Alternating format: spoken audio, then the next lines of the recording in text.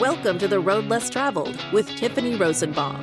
This podcast is about sharing the success and failure of entrepreneurs. Join in and learn from others' mistakes so you don't have to go through the same hardships in business. Now let's welcome your host, business coach, real estate investor, and proud wife and mom, Tiffany Rosenbaum.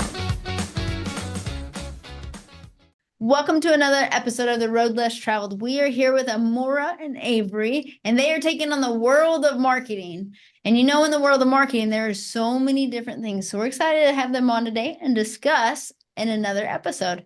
So Amoura and Avery, why don't you tell us a little bit about your company and how did you come together as partners? Because that's a whole nother world that we could talk about. But tell us a little bit about your company and how you started it. Sure. So it's AC Creative Collective, marketing and learning and development, actually. So it's internal, external communications. So on the marketing side, everything from rebranding, logo design, social media management to content creation, newsletter strategy. And then on the learning and development side, still communications, you do have to market to your own employees depending on what your culture is like. And so if there's a crisis or transition happening, we can do workshops to repair, or hopefully, if it's early enough, make sure that you don't have to repair the culture of your company. So we have some workshops that we do, but also we can go in and just create a workshop to help. Okay, so it sounds like two companies kind of within one, right? Because you're marketing externally and then you market within the teams, within the company. That's Okay. exactly correct. Yep. Awesome. Well, let's start on the marketing side and how this all began. Sure. So it actually started with me. I was a teacher for a long time. Decided that was not for me. And so I moved to Sylvan Learning Center. Loved it, but the hours were really tough. And so when I had my first child, my daughter, my partner had said for a long time, it's like, hey, you need to do something different. And everyone was like, who leaves their job when they have a little child? But it was me. And I was like, this is the time I have to do it. So I started AC Creative Collective. It was actually project management to begin with. And I did that for about a year. And then my sister was in transition, Avery. And we pivoted again and we created AC Creative like it is now. And so she can tell you a little bit about that. Mm-hmm. Yes.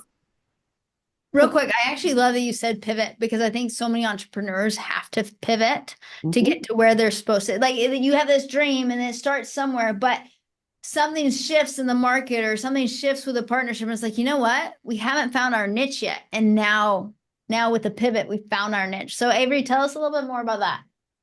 Yes. So my background is in advertising design. And so I've worked, freelance and nonprofit for many years, and I've done B2B. Quite a lot of expertise in different areas. And so when I approached Amoura about, adding on marketing services to what she was doing with her clients, it just made sense to kind of, like you're saying, pivot to something that married the two of our skill sets, and it's worked out ever since. Yeah, we like to say that like she's the creativity and I'm the strategy, which you do need in marketing. So I feel like it just sort of combines really well. Oh, I love that you said that because you usually have a creative, but like most, you have sales and operations, and it sounds like you're more of the operations, Amoura. Is that what you said? Yep. Okay. Yes. Yeah. Okay. Perfect. And then how many years have y'all been in business? So technically 3. Okay. I started like mistakes, I'm sure, of a lot of entrepreneurs where you start working for yourself and you don't like incorporate.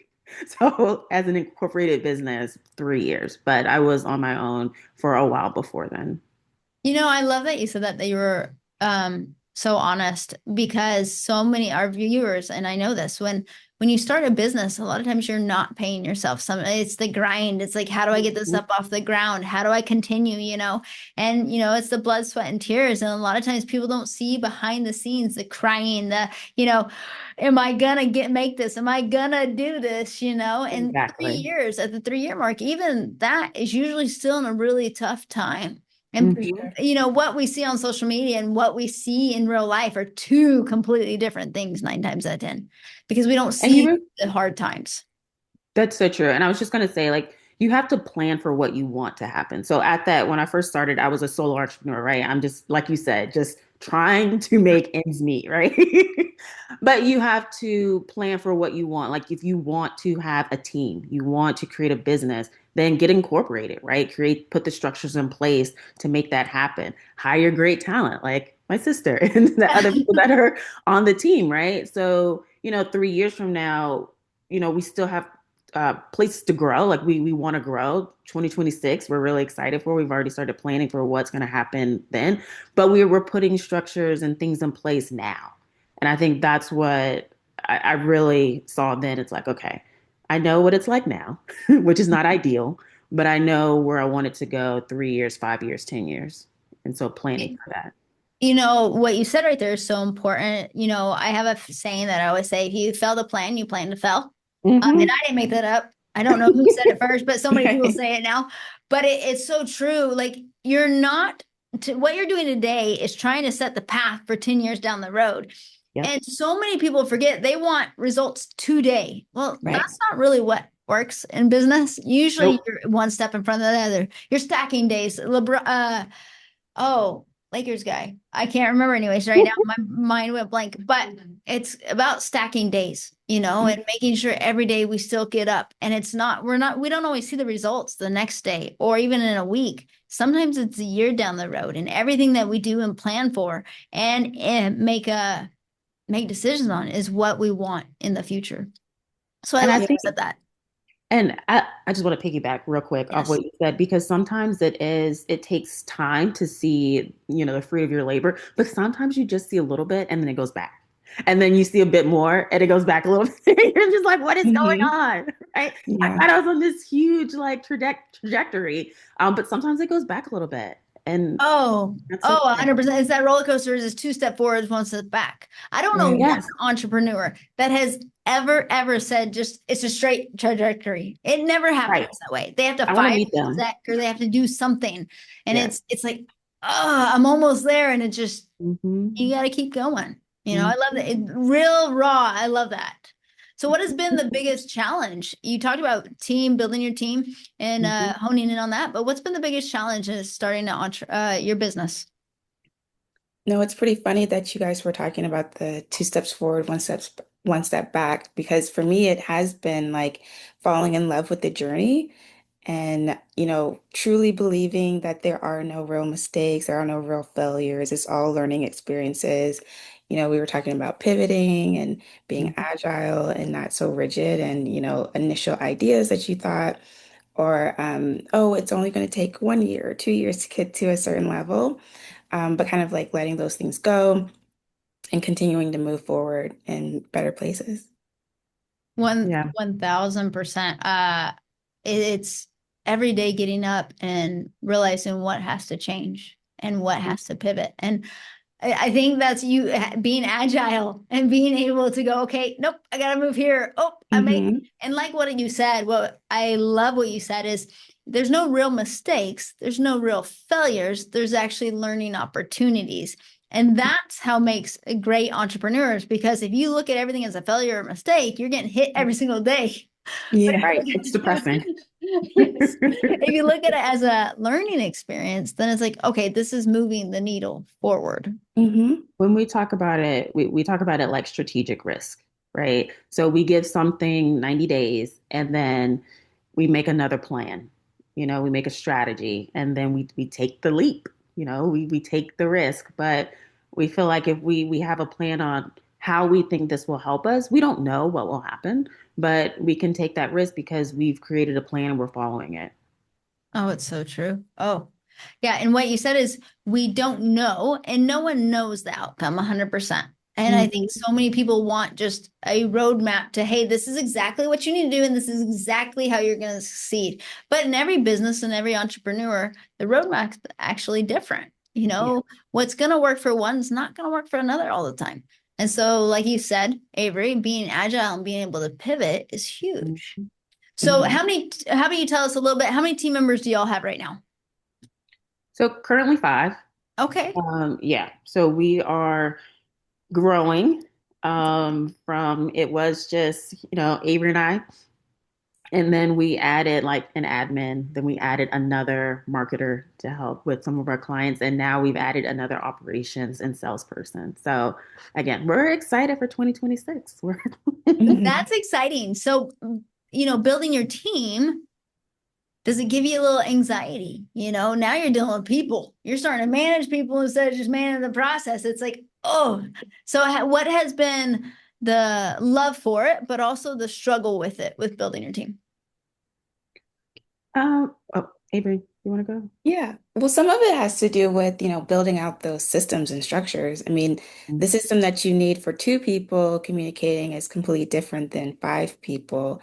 And so it's kind of like not really playing catch up, but, you have to figure out along the way of like, okay, what does this team actually need? So that's a big part of growth. 100%. The communications behind a team is a whole different ball game. Yeah. Because, it's a domino effect. If someone misses something, then something over here gets hit, and it's just it dominoes. So I love that you said that, because communication, I would say, is one of the most important things in business. What were you going to say, Amora? Um, I really love getting all the different ideas. So for me, that has been amazing. So we basically have two people now on each side.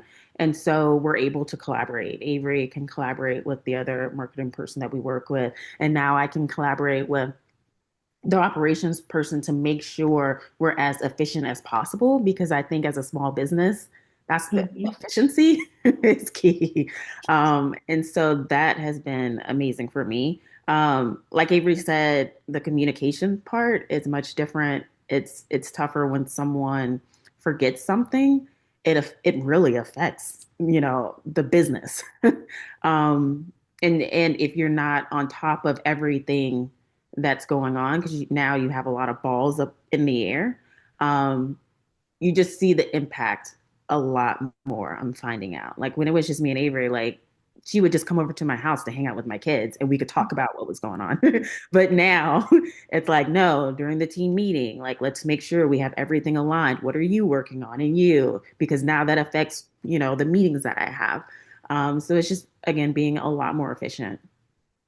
Oh, yes. And the success of a company, it determines a lot on their team, 100%. And the communication is either it drops the ball or it throws the ball where it needs to go.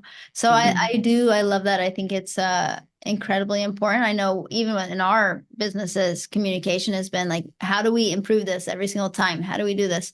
So I want to pivot just a tad, because in marketing and advertising, I feel like in most businesses, you have to be very clear with expectations. But marketing and advertising, there's so much ambiguity a little bit, especially when you're talking about social media and like what expectations are. How do you make sure that your customers or your clients have clear expectations of what you're going to deliver on, so they don't come back upset? Mhm. Where do you want me to go? Yeah. So Well, we, oh, okay. go Well, I'll throw it to you, but I do want to say that like Amora's project management background comes in handy extremely well in this type of scenario of laying the foundation of how we're working with our clients and creating that project brief and staying up on task and communication with our clients. Yeah, thank you, Avery. But I do think that's really important and very helpful in something that can be so ambiguous. And sometimes you don't necessarily know if a client's business is working because of the marketing or their product, or maybe it's not working because their product, or there's just a lot of things that can happen on whether or not things are taking off. But I think being very clear up front about the deliverables, what we're doing, how long it's going to take, and being very open and transparent on how we're doing that. Our clients can see everything we're going to do. Like, like when we're doing the social media, because we do social media management, they can see everything we're creating. They can see everything we're writing. They can give us feedback. We can tweak it. We give them updates on their metrics. So if we're not reaching the goal that they want, let's talk about it and let's tweak some things. I think there's a lot of back and forth and tweaking that has to happen. But it first starts in that initial meeting where we figure out their goals and their needs, and then we create a plan to to um, to meet those goals. And so, we have a roadmap for them on what we're going to do to increase those and reach their goals and meet their needs. And so I think that's been very helpful with the ambiguous nature of it, where it's Mhm. like, okay, these posts are doing really well, or like the rebranding that we're doing, it's reaching these people. Let's figure out why it's not reaching this audience, and just talking through it has really helped with us. I love that. Project management is incredibly important. And transparency, the word that you used is, I mean, transparency to a client or a customer is one of the most important things. So they know, and explaining what is going to happen next. Mhm. Because if you don't do that, then in their mind, they're setting expectations that might not be real. So Yes. I think what you explained there was perfect. That right there, because I think people do a Mhm. lot of times have unrealistic expectations with marketing, specifically with time. Oh, yes. Yes. I used to. I still do, to be honest. It's like, So, not have it today. yeah, right, right. It's like, no, this takes a Mhm. little time, especially if you want to do it organically, Yeah. right? Mhm. And a lot of people don't want to do ads, which is completely fine. But then it takes a bit of time. And so just being very clear about that, showing them the roadmap that we have for them, um, really, really works out for our clients. Okay. Do you have a social media platform that you recommend over other ones for business? So it depends on the business. It really depends on the business. I mean, um, some of our more corporate clients, LinkedIn is where they are. But then some of our clients who, are in the beauty industry it's very visual, they're on Instagram. Um, Reaching a certain age bracket, maybe Facebook, possibly depending on the age of their audience. Avery, do you have any? I would say, yeah, it depends on the brand or the company. I think that it takes a lot of knowing what you're selling and who you're selling it to, and then doing that research of where those people are online.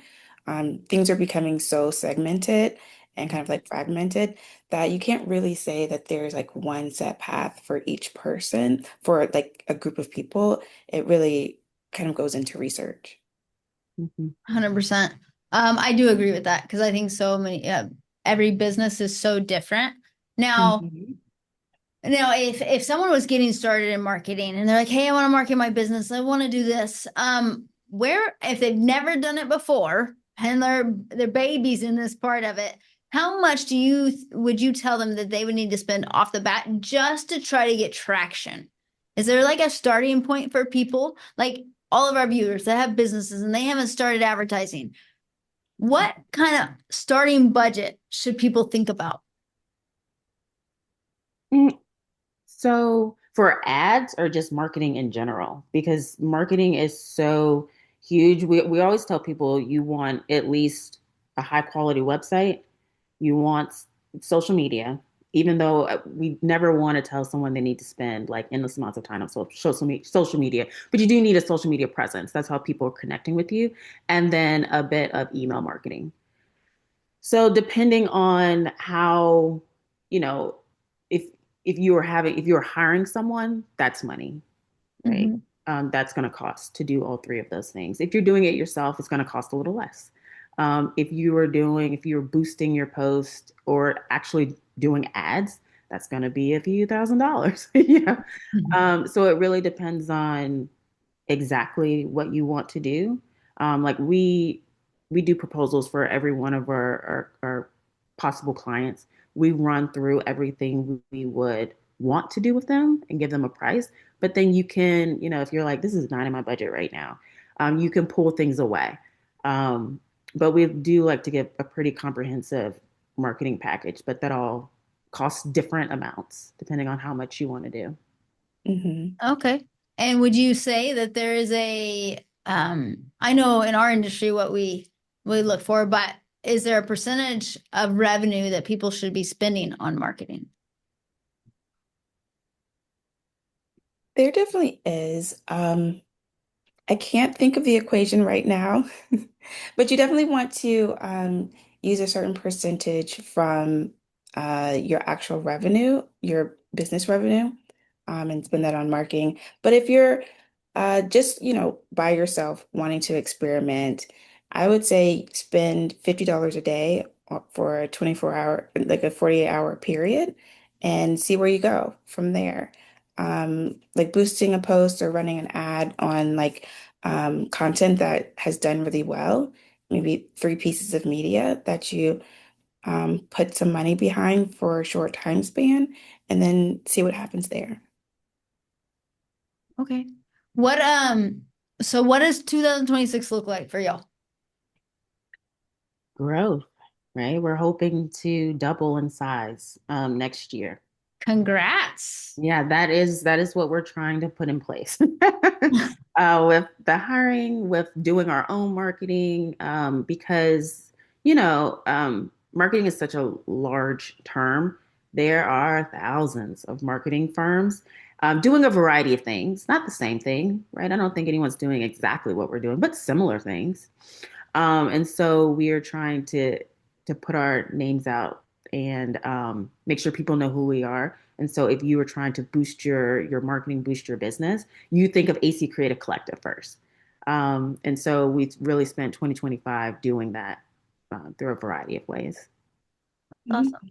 And I think it also looks like us investing in our team that we've, just put together and growing our own skill sets and working on communicating with each other. And so I'm really excited for that growth too. Awesome. Mhm. What for our viewers, our listeners that are listening, what would you give them? What advice would you give them on this road, this entrepreneurial journey that is a roller coaster, up, down, two steps forward, one step back, two step forward, one step back? What would you tell them as they're going through this and they're struggling? What would you tell I would say keep moving forward. It's not for the faint at heart. them? We know it's going to be difficult, and know that, own it. Like there are hard days, there are long days. Sometimes, after my children go to sleep, I'm working. Avery knows I'm sending her emails at 9 o'clock or calling her, but you don't want that to be every day because that's how you get burnt out. But I think having that expectation, again, we talked about having the roadmap and having your plan. If you know what the plan is, it's like, okay, I'm going to grind for the next 2 months because then I know that the next 3 months will be great. And that's what we're seeing a bit now. October was hard. It was a hard month, but then November's a bit better. December, we're seeing that December is going to be really great. And so I think creating those 90 days plans, 6 month plans, year plan, and like Avery said, being agile and being okay to tweak it and pivot when necessary. But I think just creating the plan and working it is what you have to do. Mhm. And know that at some point it will transition until the great time, everyone's like, I just want to work 4 hours a day. You will get there, but it takes time. I've been in business for a long time, and I still, I don't know if I don't know. I don't know that. Yes, I think it exists. Um, That's what I have. That's my goal. I have written like I think you need to put someday. that goal. I Yeah. think that's an amazing goal. I think I have a little bit of OCD though. Okay. No, I'm kidding. Yeah, 2025 was a growth year, and then 2026, I want a growth year as well. And Mhm. there's some 2 a.m. wake up times, like just to get it all done. It Mhm. just is what it is. Mhm. There's been days that I've worked 20-hour days, and I like that you said that because I don't think people see that. Mhm. They look at you, and then when you're riding high and working 4-hour days, they're gonna say, "Oh, you had it easy," and you're gonna be like, "Oh, I worked my butt off for this." Right. It's You like know? there were some really hard days, some really hard long months to get here. Yeah, you got to Yeah. be willing to grind. I know people are like, "Oh, it shouldn't be a grind," but if you're in business, there are grinds. It just is what it is. So, is there a book that you would recommend for any of our listeners to read to help them with the entrepreneurial journey? Hmm. That is a good question. Avery, do you have one? Um, what is the book around habit stacking? I Oh think, yeah, it's oh no, I can't remember it. It's habits. It's yeah, I think it is Habits. Atomic Habits. Yes, it's Atomic Habits. Atomic Yes, Habits. it's a Yes, good one. that's a good one. It's really motivating that you can just start small and get to your ultimate, like larger goals. So I think Yeah, that really resonated with me. that is a really good one. Another good one, anybody that's starting business or doing it, I would recommend Traction or Who's Who or things like that. It'll help you hire the right people. What is the best advice y'all, both of you can answer this one. What is the best advice that y'all received in your entrepreneurial journey? I recently, at one of our events we went to, I think it was hosted by TD Bank, here in Charlotte. One of the panelists mentioned, knowing your why and keeping that front of mind at all times. And so, like, for more, you want to work 4 hours? What was it, 4 hours a week? Well, no, But well, 4 hours a day. Did I say 4 hours week? a I meant day. 4 hours a 4 hours day. a day. That's what I Yeah. meant. But yeah, like having those, like, why do you want to do entrepreneurship? Why do you want to work for yourself versus, um, g- going to corporate and getting a steady paycheck, which is also really great. So, um, why are you here? It's like keeping that top of mind at all times. I Mhm. love that. I think that's important. You got to know your why. Hmm. And so two things. One, I hope I said, did I say 4 hours? 4 hours a day, not 4 hours a Yeah, week. you did. Yeah.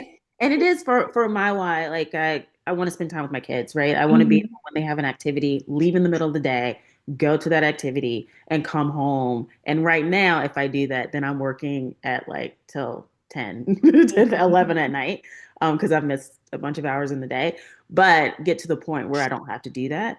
But both of our parents were really influential in creating this business. Like our father was an entrepreneur, but our mom wasn't. But I think she was always learning, Hmm. and that was the best advice for me. It's like, my background's in education and project management, but I've been learning marketing since. You know what I mean? And even when I started, the project management business, it was like it's taking classes because you can always get better. Um, I think a lot of times when people have done it for a while, they're like, I know it. It's like, no, there's always more you can Yeah. do, especially in marketing. Things are constantly changing, and updating. So I think, I love that you said to continue to learn because I think, kids go, I can't wait until I get out of high school. I can't wait till I get out of college. I'm done. I'm done learning. I was that way. Right. I'm like, hey, I'm done. I'm out of college. I Yeah. realized, nope. Business is like learning every single day because the market shifts and business is shifting so fast, especially since AI and everything. I mean, the way things are moving, you have to learn so quick to make sure you stay Hmm. up. Because what I find is either you're growing or you're dying. There's not in between. The business yeah, is growing or dying. And if you're not willing to learn with it, you're not willing to grow with it. especially with social media, Oh, it's that wild. changes every day. Yeah, Yeah. That's yeah. why I Sure. don't do it. I'm not over it because it's like every day. It's a different aspect. But no, I love that advice. Continue to learn. Hmm. Have to continue to learn. So I love this discussion. I love the energy y'all bring. Where can they find you? Like our listeners, as they're listening right now and they're like, well, I want to connect with Creative AC Creative Collective. Where do they find you? So a few ways. We're everywhere. So we're on Instagram, we're on LinkedIn, we're on Facebook.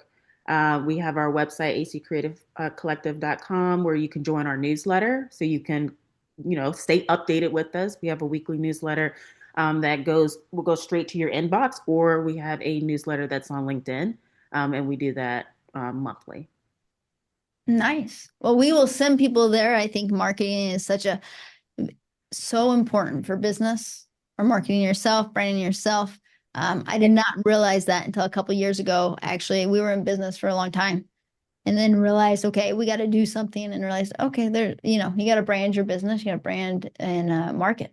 So, Well, we Hmm. always tell, thank you for saying that, because we always tell people, if you don't create your narrative, your story, other people will do it, or you will be forgotten. Like the market is, unless you like, I don't know, create the iPhone or something, you know what I mean? Let's Like, Steve Jobs.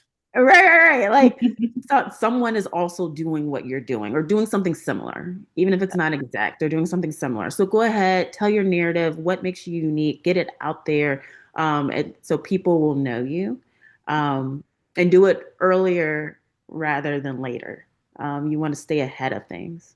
100%. Even if you have a very small budget, like even if you have to post by yourself right now or whatever, or spend Mhm. only a little bit of money to hire creative collective, but it's so important that at least you get this narrative. At least you're telling your story. At least you're starting this because it's like a little ball and you're rolling it up a hill. And then once you roll it so far, it will start where gets some momentum, but you have to start. So Yeah. I love that you said that.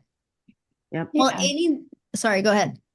Oh no, I was just going to add that you know, marketing is a huge umbrella. So if it seems overwhelming, you can start small, start where you feel comfortable, start where you already have a presence. Maybe you're already on Instagram. So just elevating your Instagram profile, you don't have to do 30 different things all at once. You can start like pretty small and go from there.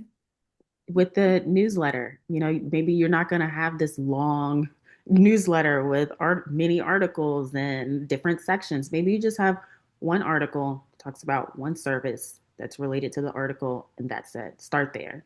At Hmm. some point, you will have the capacity to do more. But then by that time, when you have the capacity, you don't want to start with one. When you have the capacity now, maybe you have 50, 100, 300 people following you now as you're moving up. 100%. Well, we appreciate you coming on today. Marketing is such a big topic, and we could actually spend probably days, weeks, and months talking about it because it changes so rapidly. But it was a joy. I love the energy you bring, and thank you so much. And we will definitely get it out to our listeners. Thank you for Thank you. having us. Yeah, this was very nice. Thank you.